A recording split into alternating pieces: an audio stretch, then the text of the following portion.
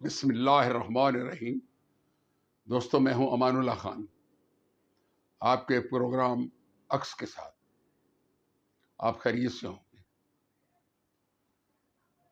دوستو، اس وقت ملک کے سیاسی حالات جو ہیں وہ انتہائی ابتری کی طرف جا رہے ہیں۔ میں نے اپنی اتنی عمر کے دوران بہت ساری تاریخیں، بہت سارے سیاسی گروہوں کے اجتماعات دیکھے بھی ہیں، سنے بھی ہیں، لیکن پچھلے 1-1.5 ماہ سے اس ملک میں جو کچھ ہو رہا ہے وہ قابل غور ہے۔ میں جب یہ بات قابل غور کی کہہ رہا ہوں تو میرے دوستوں اس میں توجہ دیجیے، کیونکہ 1970 اور 71 کے بعد پہلی بار پاکستان میں فوج کو سر عام گالی دی جا رہی ہے۔ اور سر عام تو لفظ بہت چھوٹا ہے کہ آپ دیکھیں کہ قومی اسمبلی کا ایوان، مقدس ایوان، جس پہ پوری قوم کی نظریں لگی ہوئی ہیں، وہاں پر ہماری سیاسی قیادت جو ہے وہ کیا گل کھلا رہی ہے۔ یوں لگتا ہے کہ یہ تمام سیاسی گروہ جو ہیں انہوں نے کوئی ایسا مضبوط فیصلہ کر لیا ہے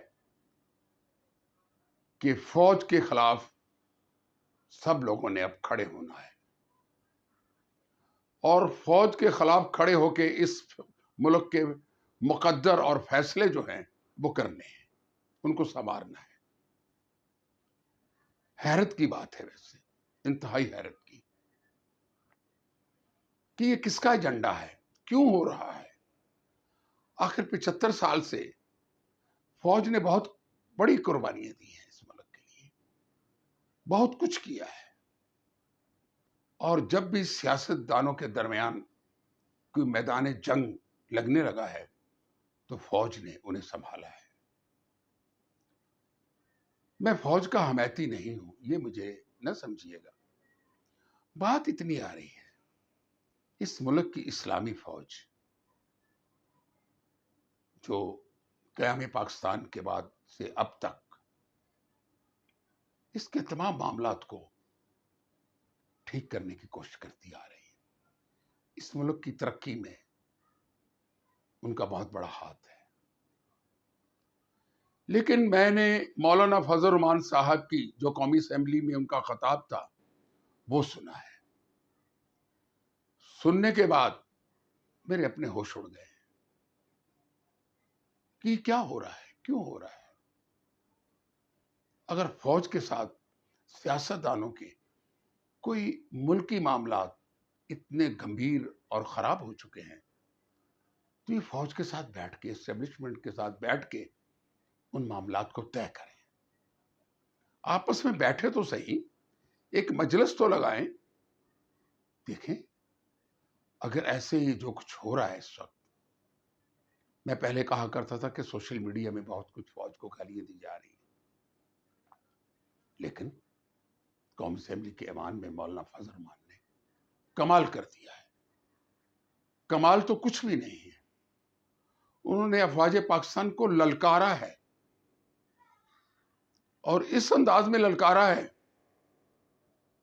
کہ ان کی تقریر سننے کے بعد ایک عام پاکستانی، محب وطن پاکستانی یہ سوچنے کو تیار ہے کہ مولانا صاحب اس پاکستان کے ساتھ اب کون سا کھیل کھیلنا چاہ رہے ہیں۔ انہوں نے کہا کہ افغانستان کی جنگ بھی جو لڑی گئی وہ بھی افواج پاکستان نے ان لوگوں کو وہاں بھیجا، یعنی اس خطے میں جو بھی برائیاں ہوتی ہیں اس کی ذمہ دار فوج ہے، ان کے کہنے کے مطابق۔ یار خدا را، مولانا صاحب آپ کہتے ہیں کہ میں جوتے کی نوک پر انہیں لکھتا ہوں؟ نہ، ایسے نہ کریں۔ اس قوم کی آپ پہ بہت ساری امیدیں ہیں، لیکن آپ نے قومی اسمبلی کے ایوان میں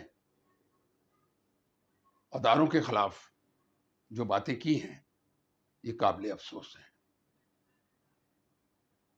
آپ بھی کل تک انہی کے ساتھ تھے. آپ نے بھی پوری زندگی فوج کے ساتھ گزاری ہے. آپ کی جماعت بھی فوج کے ساتھ تھی. آپ کی فورسز بھی فوج کے ساتھ تھی. لیکن اب کیا ہونے والا ہے؟ یہ ایک عام پاکستانی افسردہ ہے، پریشان ہے کہ یہ ملک کس تباہی کے دھانے پہ کھڑا ہے. دیکھیں، آپ نے اعلانیہ کہہ دیا ہے کہ اقتدار عمران خان کو دے دیں، نہیں تو ہم دلوا دیں گے، ہم ان کے ساتھ ہیں عمران خان کے. یہ ساری باتیں ایوان میں آپ نے کر دی ہیں. آپ پی ٹی آئی کا حصہ بن گئے ہیں. لیکن قابل افسوس ہے.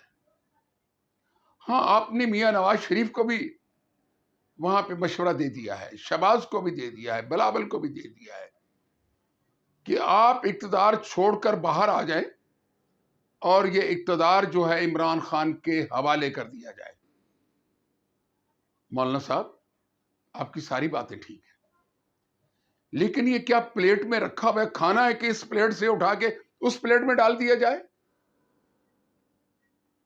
یہ ملک ہے، اسٹیٹ ہے، ایوان ہے، سینٹ ہے، فوج ہے. اگر ایسا بھی کوئی کام ہو تو اس کا بھی کوئی طریقہ کار ہوگا. یہ تو نہیں ہے کہ آپ وزیر اعظم کو کہیں کہ آپ کرسی چھوڑ کر باہر آ جائیں، اسپیکر کو کہیں کہ آپ کرسی چھوڑ دیں، سینٹ کی کرسی بھی خالی کر دیں، ایوان صدر سے صدر کو کہیں کہ آپ باہر آ جائیں. یہ کون سا حکم نامہ ہوگا؟ یہ کون جاری کرے گا اس ملک کے اندر؟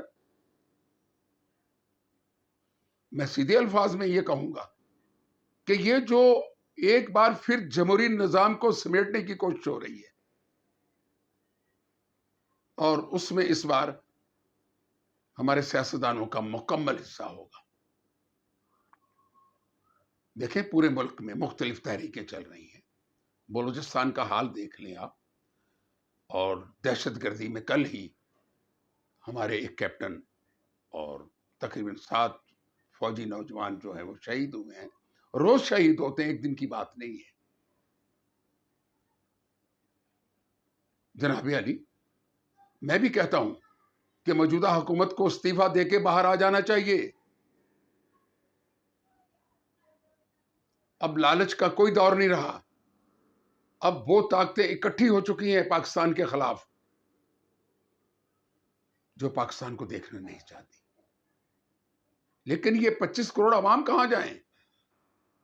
ان کے لیڈروں نے انہیں تباہ کر دیا، ذہنی طور پہ بھی، معاشی طور پہ بھی. اب یہاں تک ہے کہ اس ملک کا بھی کوئی دوست نہیں ہے. تمام سفارت خانوں نے اپنے ملکوں کے سربراہوں کو لکھ دیا ہے کہ پاکستان کے اندر کوئی سیاسی استحکام موجود نہیں ہے، یہاں کچھ بھی ہو سکتا ہے. دہشت گردی تو روز ہوتی ہے، لیکن اس ملک میں کچھ بھی ہو سکتا ہے. مارشل لا بھی لگ سکتا ہے، ایمرجنسی بھی ہو سکتی ہے، یہاں جنگ و جدل بھی ہو سکتا ہے. اس کے لیے ساری دنیا ہم سے پیچھے ہٹتی جا رہی ہے. دورہ چین جسے موجودہ حکومت کامیاب کہہ رہی ہے، کون سی کامیابی؟ چائنا کا ایمبیسڈر ایک منٹ میں تو ساری رپورٹیں آپ کی بھیج رہا ہے چائنا کو. آپ قوم کو کیوں دھوکہ دے رہے ہیں؟ کیوں قوم کو ذلیل کر رہے ہیں؟ دیکھیں، مولانا صاحب کے ساتھ میں میاں صاحبان سے بھی کہوں گا، خدا را اپنی عزتیں بچائیں، اپنے نظام کو بچائیں. یہ نہ ہو کہ ایک بار پھر آپ لوگوں کو ریل یا جیل یا ملک سے باہر جانا پڑے. حالات ایسے پیدا ہو چکے ہیں، اور عوامی سطح پہ یہ موجودہ حکومت جو ہے کمزور سے کمزور حکومت ہے. آپ کو مولانا فضل الرحمان بھی جو مشورہ دے رہے ہیں اس سے بھی سوچیے، پاکستان کے لیے بھی سوچیے. اپنی حکمرانی اور اپنے اقتدار کے لیے مت سوچیں، وقت گزر چکا ہے. اسی کے ساتھ میں آپ سے اجازت چاہوں گا. خدا حافظ.